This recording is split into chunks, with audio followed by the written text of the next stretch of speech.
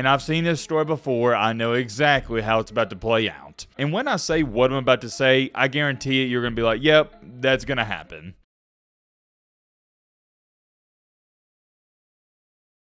Ladies and gentlemen, boys and girls, hope all of you having a great start to your week. Hope all of you having a great day. If not, hope this video can make it a little bit better. In today's video, we got a really, and I mean a really interesting situation to talk about, and it involves no other than Quinn Ewers and Arch Manning. This most recent weekend, Ewers got hurt, Arch Manning came in and he balled out, and it has stirred up a little bit of a conversation. We're going to talk all about that, and we have a new update on some conference realignment stuff going on, and it involves the ACC. Some other minor things we're going to talk about. It should be a good one, right or left. Strap in, buckle up, get you a snack, get you a popcorn, get your favorite meal you like to eat when you watch a video, because trust me, I do the same thing. But alright, man, blah, blah, blah, shut the crap up. Now, without further ado, let's get into it.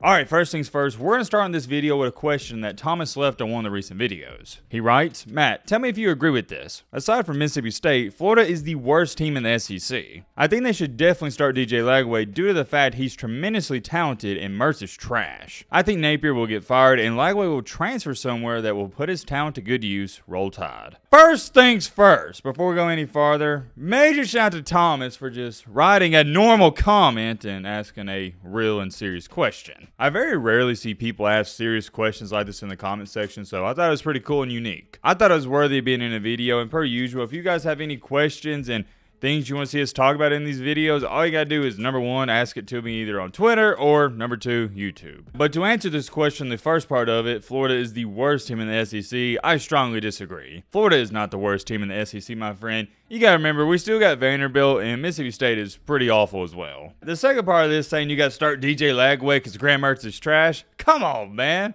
Graham Mertz ain't trash. I'm higher on Graham Mertz than most people. It's not that I think he's exceptional, but I think he's a slightly above average quarterback. And I've said it before, and I'm going to say it again.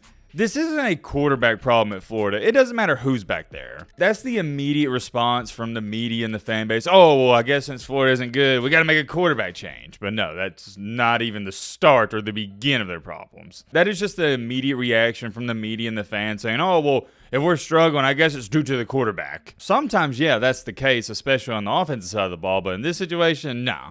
Couldn't be any farther from the truth. Thanks for the question, Thomas. Hopefully you see this response, and I'd love to talk about that some more, but we got to get a move on to our second topic. And that is no other than the AAC, not the ACC, but the AAC is looking to add Air Force potentially? I'll read it off to you word for word. This is according to Pete Thamel. Sources. Air Force has emerged as a serious target to be added to the American Athletic Conference. Air Force has emerged in conversations as a potential AAC add in recent months, prior to the Pac-12 taking 4 Mountain West schools last week. I don't have too much to say about that, but it looks like we're going to have conference realignment conversations for probably this entire season and next year too. Although the SEC, Big 12, and Big 10, they seem content, we know the Pac-12 and ACC, there's going to be some noise being made there. Keep your eyes on that, but moving along here to our main topic, our main encore, the main reason you clicked onto this video. What in the world is going on with Quinn Ewers and Arch Manning? As we all know or should know, the star quarterback for Texas heading into a season was no other than Quinn Ewers. If you don't know how I feel about Quinn Ewers, I love him. I've been keeping up with him dating back to his high school days. I think he's phenomenal. I could rant and rave about Quinn Ewers for the next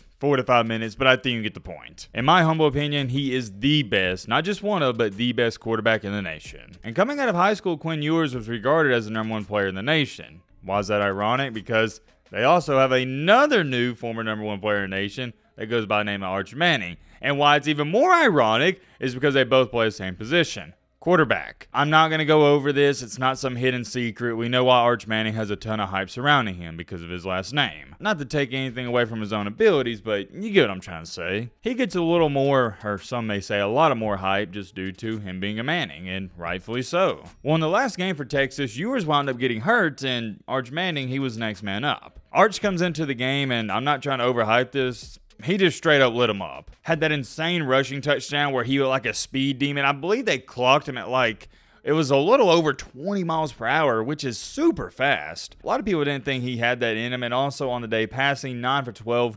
223 yards with 4 touchdowns, and one of the best QBRs I've ever seen, 99.9. It was a great showing. Granted, and I am going to play a little devil's advocate, you played UTSA. Competition was inferior, and I really take games like this with a grain of salt. You expect your 5-star recruits to put up these types of numbers against high school teams pretty much. Fast forward time a little bit, as soon as the game was over, the conversations, they already started to heat up. And I'm not going to act shocked because I knew people were going to do this. It is what it is. And let me say this before we go any farther. I get it, Texas fans. You're excited. Arch Manning, a kid who had a ton of hype and potential, he is already living up to it. But this whole conversation and narrative of, oh, we might have a slight quarterback competition on our hands with Arch Manning and Quinn Ewers, it is utterly ridiculous. I'm going to say this one time and one time only. There is no quarterback competition, not even to the slightest, not even a 0.1% chance. No, this is Quinn Ewers' ball team. And if you want the honest truth,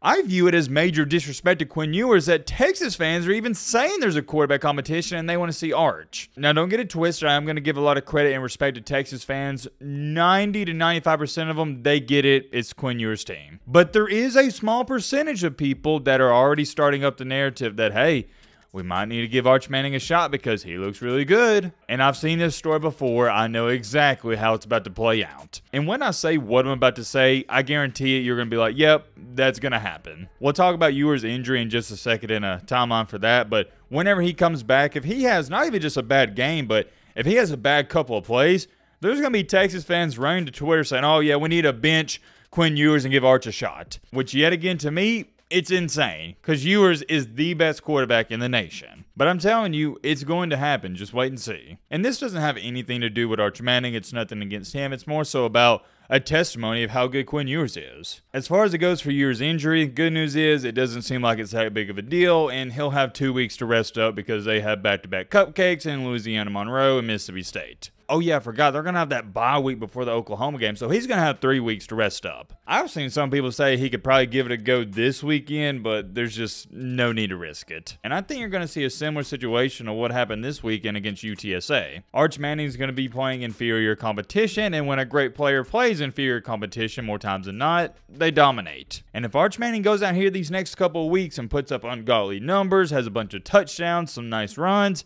the conversation of him overtaking Quinn Ewers is just going to get bigger and bigger and bigger. Arch Manning's a good football player and quarterback. I'm not putting him in that great category just quite yet, but he ain't no Quinn Ewers. So, slow your roll, partner. Present thoughts go out to Mr. Quinn Ewers. He's been battling injuries almost his entire career, so hopefully he can stay healthy. And here's the last thing I'm going to say about this and why it doesn't make any sense when you really think about it.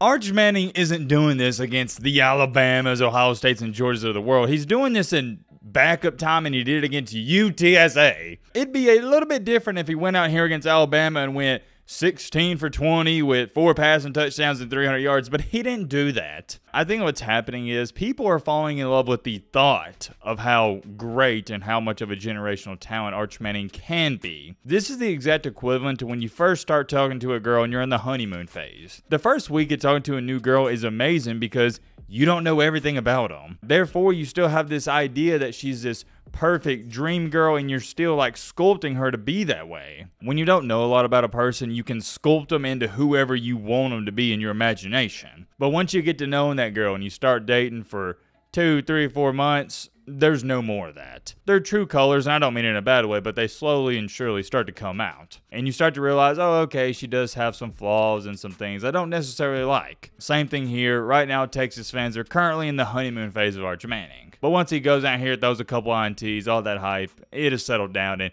he'll get brought back down to reality. I don't want to look at it from this standpoint, but the good news is if you are a Texas fan, you don't have to worry about a major drop-off from your starting quarterback to your backup quarterback. Texas is going to be A-okay whether it's Arch or Quinn back there. I'm curious. Let me know your thoughts on all this down below. But Roman.